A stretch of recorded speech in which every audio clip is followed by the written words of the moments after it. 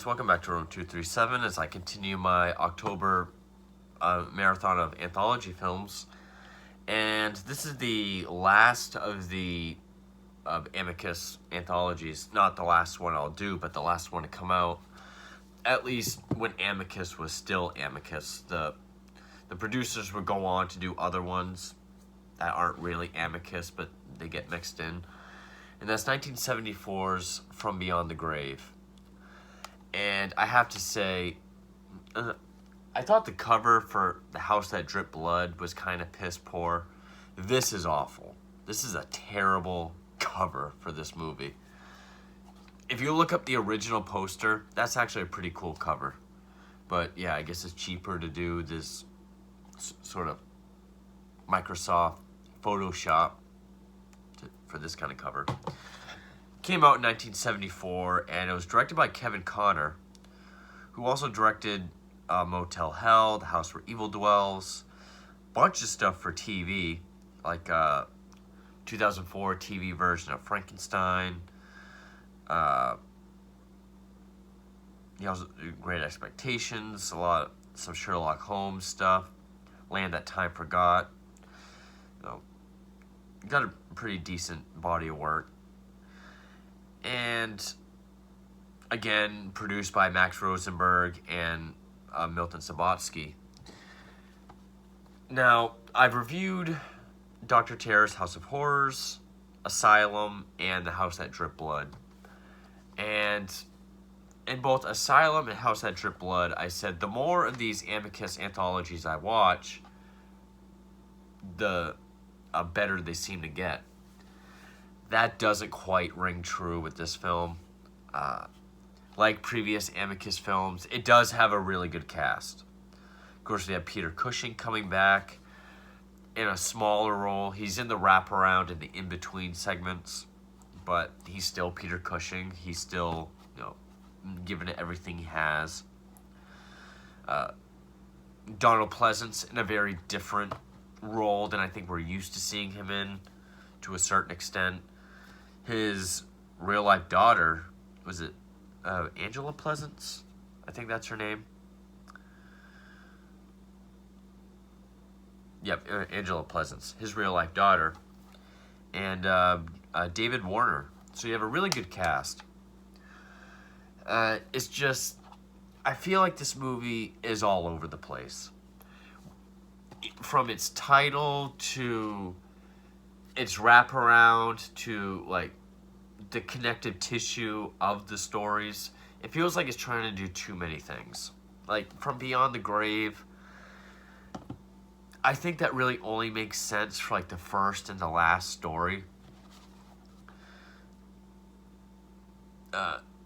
Basically, the wraparound and the connective tissue of each story is there's like this novelty store called Temptations Limited, which is run by Peter Cushing.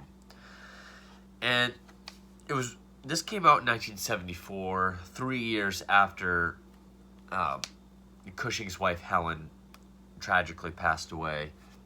And I could make a whole video on just the effect that had on him. He was incredibly grief-stricken.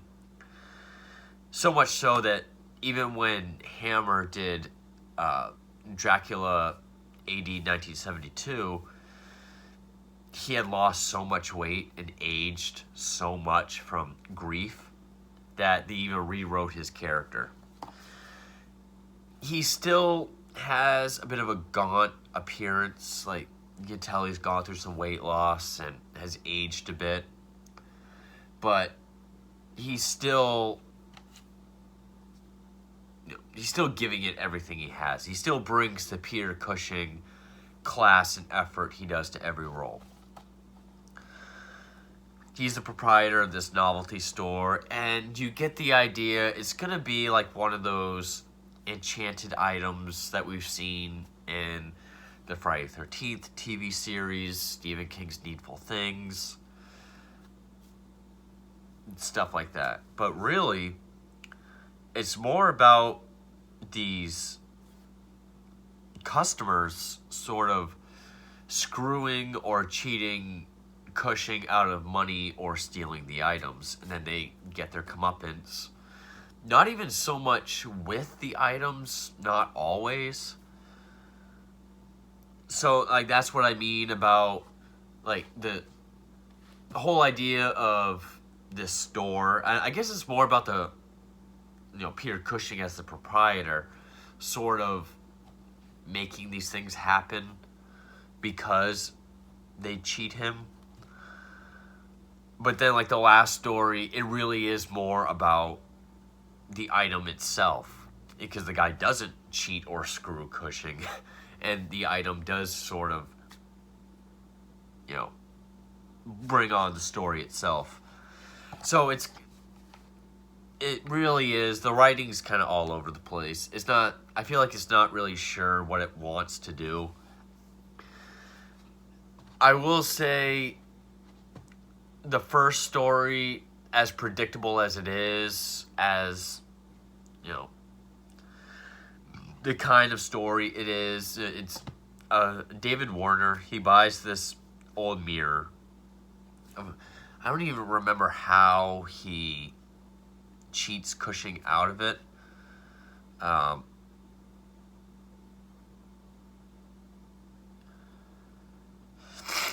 He tricked Cushing into thinking the mirror is like a reproduction of what it's supposed to be. So he got a really cheap price off of it, or for it. So he has this mirror, he has some friends over, he does this seance, and he sees this figure in the mirror, this dead person played by Marcel Steiner, who I swear is really hamming it up. I mean, it almost made me think of Terrence Stamp in Haunted Mansion with Eddie Murphy. Different performances, like Terrence Stamp is doing the over-the-top ghostly butler. Well, we're all here. Just droning out that ghostly vibrato voice. Here, he's just like, I need blood. So, yeah, he has David Warner bring people over to the apartment, kill them, so he could somehow get the blood through the mirror. And he gets more and more lively after each victim. And it's stuff we've seen in, like, Little Shop of Horrors, Hellraiser especially. The only good thing about this story is David Warner. He does do an excellent performance. He's one of my favorite character actors. I mean, by the end of it, he looks really pale, bags under his eyes, so you really buy this guy's going through some shit. And then the final thing he has to do is kill himself, because then this ghost can be reborn, in a physical form again. So he does, and the mirror I did like this idea, though. We see the mirror, and through the mirror, we see different tenants come and go, like, through the ages. And then finally, so many years later, this one group of friends decides to do another seance, and then we see David Warner appear in the mirror. I mean, it is a cheap effect. The mirror is just a window, a framed window. They have, like, a smoke machine behind it, and he just walks up to it. But I like how it looked. I thought it was a decent effect for how, cheap and easy it was. And really, yeah, David Warner and kind of the ending was really the only good thing about the first story. Now, the second one is called, and I don't know why it's called this, An Act of Kindness. Now, this is the one with Donald Pleasance and his daughter. Ian Bannon plays this guy, Chris, who is playing, like, a character that Michael Palin would play in Monty Python. Suit, briefcase, always getting shit from his wife.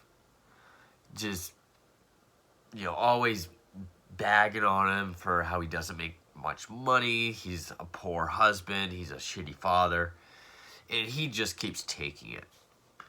The only real kindness he gets is from this, match and shoelace salesman outside, played by Donald Pleasance. And, of course, Donald Pleasance always brings greatness to whatever he's in. And I like him in this role because he's not the stoic or somber or even a somewhat sinister kind of role that we're used to seeing Pleasance in. He's always very smiley and happy and chipper and glad to see this Chris guy. Well, this Chris guy finds out, he's a war hero. So he goes into the store. He finds a Medal of Honor. Peter Cushing asks him to bring in his certificate saying he actually did win it or earn it. And he's like, well, I have to go get it. So Cushing puts it back in the case for him. And when he walks off, the guy steals it. So, yeah, he did steal it. This guy is a bit more sympathetic than the other people in these stories. But he seems to get the worst comeuppance. Especially with the twist at the end. This guy's life was shit already. But he shows Donald Pleasance the medal.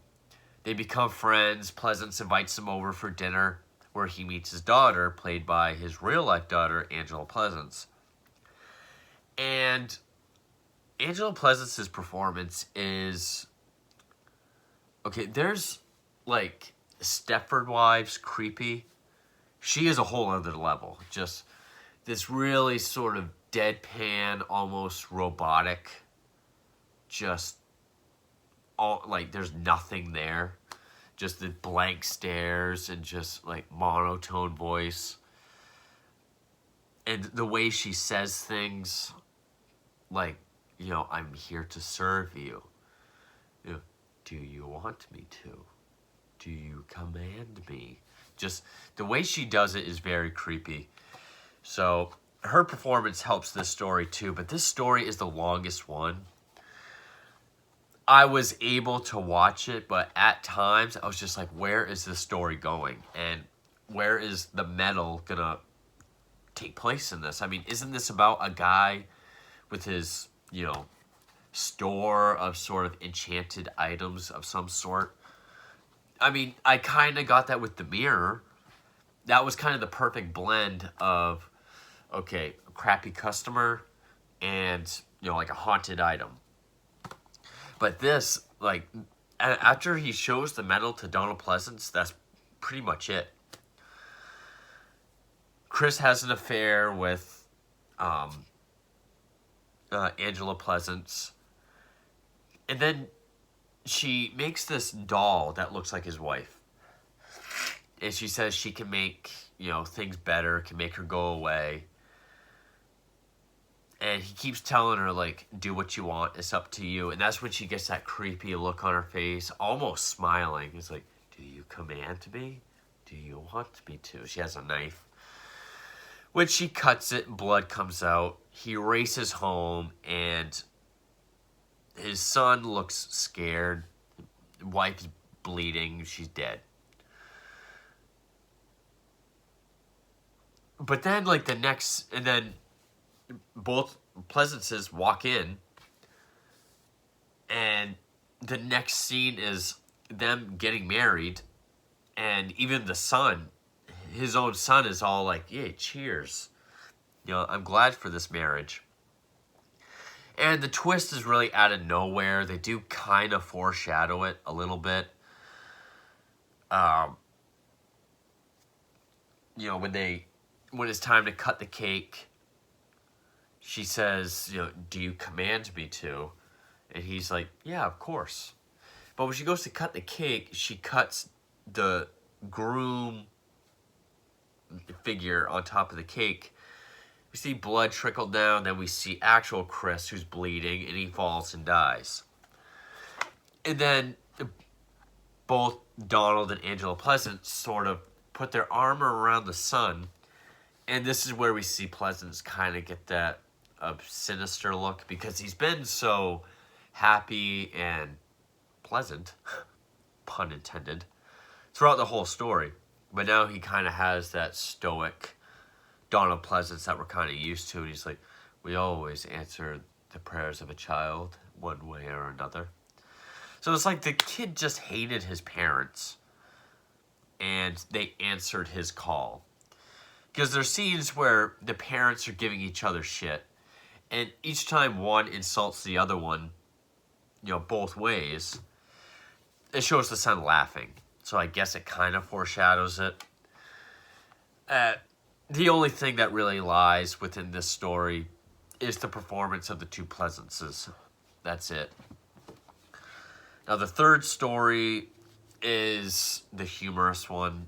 Every anthology has to have it. It is called The Elemental, which Reggie Warren is the character's name. He's played by Ian Carmichael, which that name sounds familiar. Private's Progress, I'm All Right, Jack. Oh, you've got a whole other page for his 1952 Ghost Ship.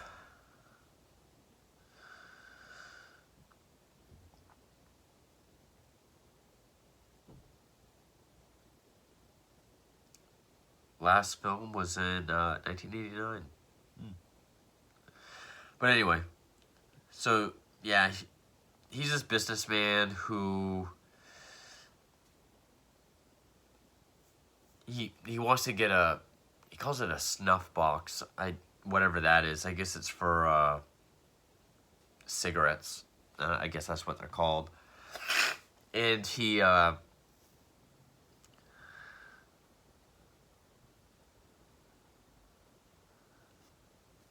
the guy's able to talk Peter Cushing down to a lower price.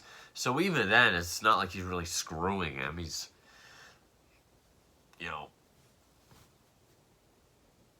just getting it for a cheaper price. But so he's on the train, and there's this woman played by a Margaret Leighton named Madame Orloff, who is the real comedic element of this story.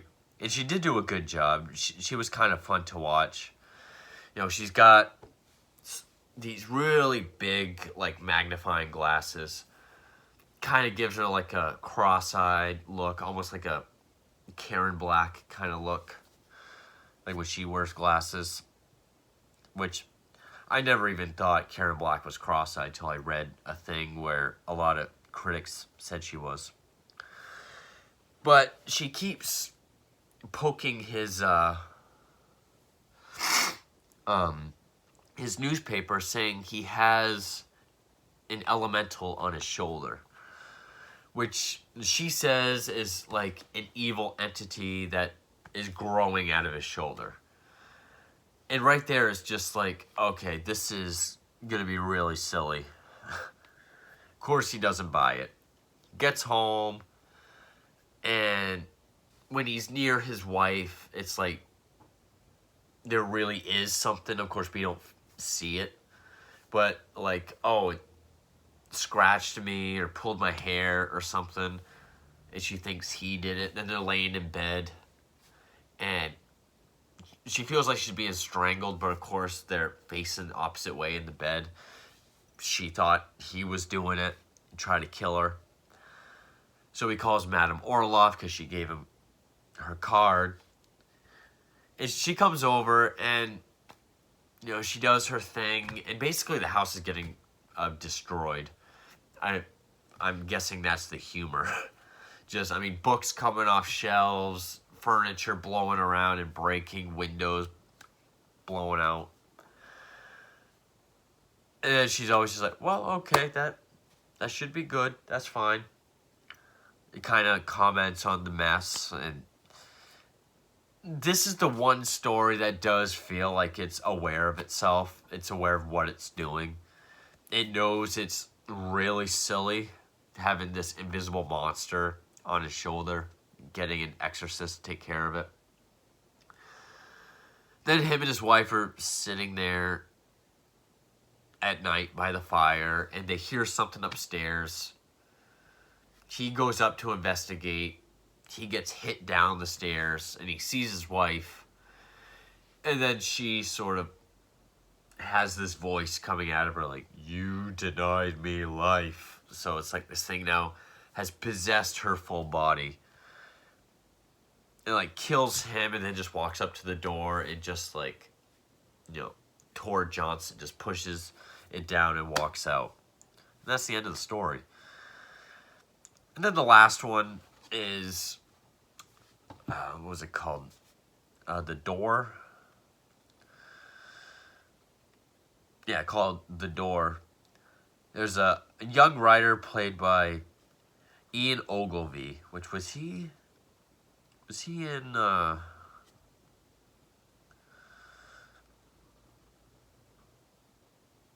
feel like I've seen him in a bunch of Hammer films. She Beast, I think that was a Hammer film.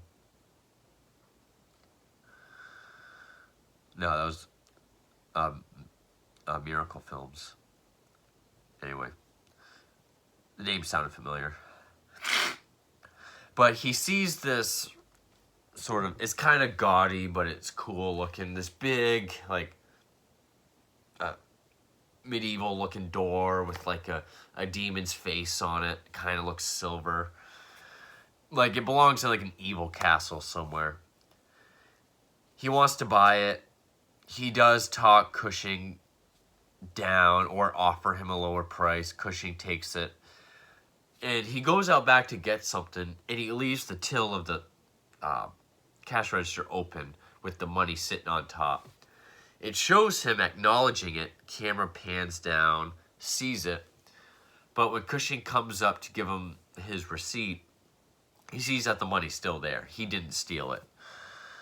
So this is sort of like the one where the guy didn't screw him, and he did buy sort of a haunted item or an evil item.